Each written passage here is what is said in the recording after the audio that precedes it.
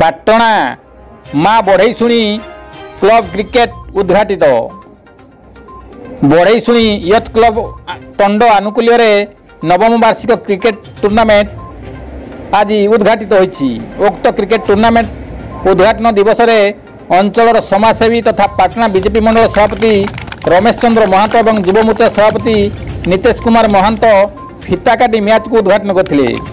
16 ଦଳ ବିଶିଷ୍ଟ ଟୁର୍ଣ୍ଣାମେଣ୍ଟର ପ୍ରଥମ ମ୍ୟାଚ୍ ନୁସୁରୀପୋଷି ଏବଂ ସାନ୍ତ୍ରାପୁର ମଧ୍ୟରେ ଅନୁଷ୍ଠିତ ହୋଇଥିଲା।